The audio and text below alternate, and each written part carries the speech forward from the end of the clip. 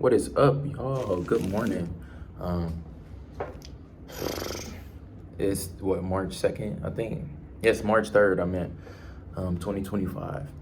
I wanted to make this video because as an aspiring musician, not even as an aspiring musician, as a musician, I just wanted to give a fair, not even a fair, but just a warning to like people that are not really privy to what's going on in the music industry. Um, if you're an artist, I think now more than ever, especially with the advent of the internet, it is very important that you try to maintain as much independence as possible as you can have with your music, because you see these celebrities. I really made this video because I hate that I got caught into the little mainstream media trap too. Because these people at the end of the day, they all be Greek, Boule, Prince Hall, Freemason, Eastern Star, whatever the women's thing is. This whole Angie Stone thing, like, not to be insensitive, because at the end of the day, this woman did lose her life. And I do believe it's because she called out the label, but at the same time, it's just like, you sold your soul to them and you basically confronted the devil. What do you think the devil's gonna do, especially when the devil has dominion over you? You sold your soul to him. God let you sell your soul to him, or to it, whatever, however you believe in that entity. And it's just crazy because growing up, I always wanted to be in the music industry, but not because of that, but just because like I want to get signed to a label and be the best rapper of all time and da da da da da. And it's like, as I've gotten older and understanding through ESPN, newspaper, YouTube, all that, like a lot of that stuff is just narrative driven. It's narrative pushed. The greatest rapper of all time could be the bum that lives down the street. Like, the best rapper I know is somebody I met in college, like Wordsmith. I haven't met anybody in person that can rap better than him yet, aside from myself, of course. But it's just funny because throughout the years, as I've just picked up and gathered information about the music industry, I've just been like, oh, hell no, I would never, ever like put my life in the hands of those people. They're absolutely crazy. It goes without like saying how many times like artists are disgruntled. Prince, Michael Jackson, for example, all these people, even Drake's going through it right now where he's trying to sue the label. All these people be disgruntled with their labels because the label, or even Lupe Fiasco, that's like the biggest example for me. That's Lupe is the main reason why I will never sign to a label, because like this man had a career trajectory, even though he sold, signed with Jay-Z, all that, whatever, we ain't gonna whatever. He's still like, before he got signed, like his intellect was just insane. So those first two albums you could not deny, plus those Revenge of the Nerds mixtapes. Like, I had to go do my homework in college on those mixtapes because I love Lupe growing up, but I didn't even know like he had mixtapes and stuff. So prior to him being signed to Atlantic, but like he went through a damn 10-year battle with the label, damn near, where it was just like creative issues. He can't put out the songs he wants to put out. Like, Lupe has a version of Airplanes, that song with Haley Williams and B.O.B., and I think that version just clears the version with B.O.B., but subject matter-wise, B.O.B. dumbed the lyrics down so much, and like Lupe is just talking about some crazy shit on there. Go listen to that if y'all haven't ever heard that. Airplanes by Lupe Fiasco and Haley Williams. The labels do shady shit too. Like, they give your songs away to other people. They have you write for other people. Drake is a big example. All these people signed to Drake's label that never put out music, or they have a hit, but Drake has to be on the hit so he can kind of get a feel for what that wave is, and then he's gonna just like suck that. Drake is succubus. That shit crazy. Whew. But nah, it is just crazy too, because like I said, back to the Angie Stone thing, while you have sympathy for these people, you got to understand and remember, especially people that grew up in the church, they literally taught it, because I grew up in the church. So even though like I don't go to church anymore and stuff, I still have that like foundation and that relationship with God and all that. It's just, other things that I got, other things that I just, whatever. But like, it's people that grow up in the church that know this stuff and still will sign over to the industry. And then it's like they got the nerve to be like, I just want to thank God for this. And it's like, you're not thanking the God that you grew up like serving and learning about. What's up, Kilo?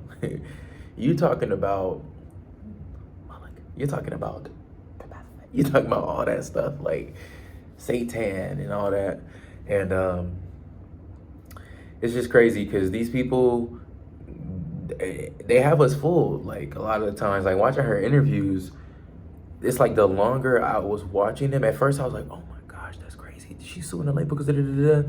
And she kept saying, yep, yep, yep. I da da da da da. But it's like you live 40 years comfortably serving Satan, essentially.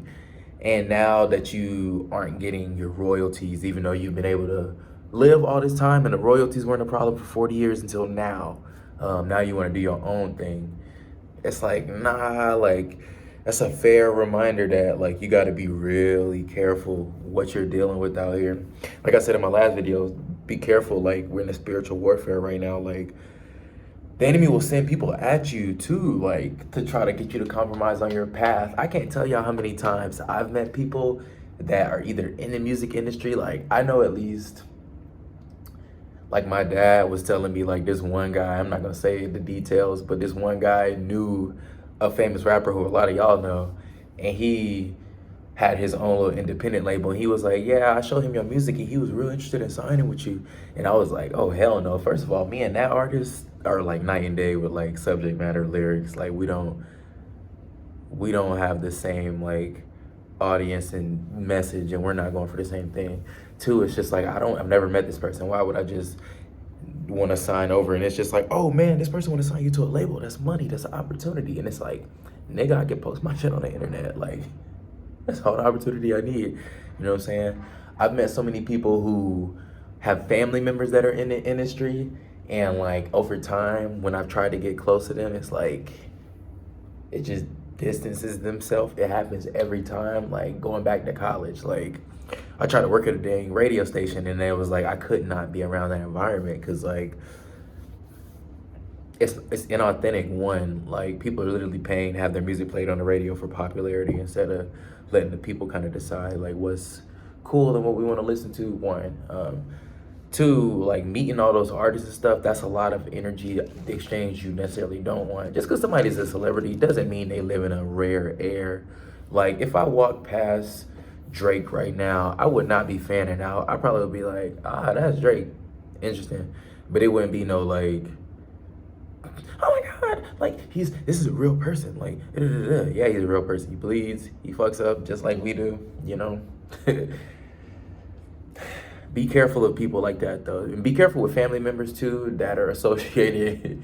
Cause yeah, that's all I'm gonna say. Be careful too, even when you got family members that's associated with like that industry.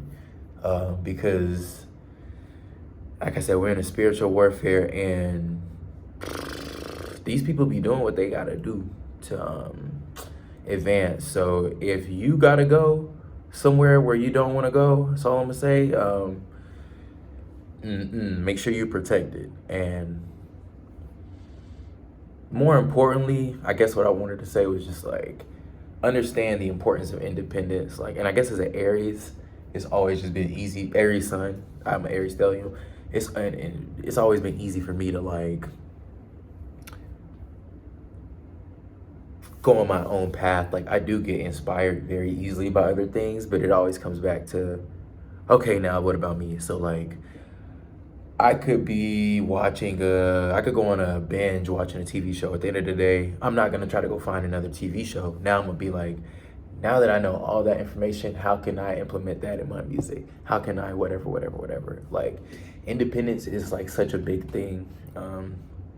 In this day and age now more than ever, like we live in such a codependent society that wants us to just be reliant on assistance and welfare and all this stuff. And it's like, no, like now more than ever, we can work the jobs we want to work. We can create the opportunities we want to create for ourselves, musically, artistically, financially, like educationally, like physically. Like it does not matter, like athletically. You know what I'm saying? Like we gotta remember our power and hold our power, take our power back, and show these labels that like we don't need them. Like the internet is here. Like it's not going anywhere. Yeah, Phoenix.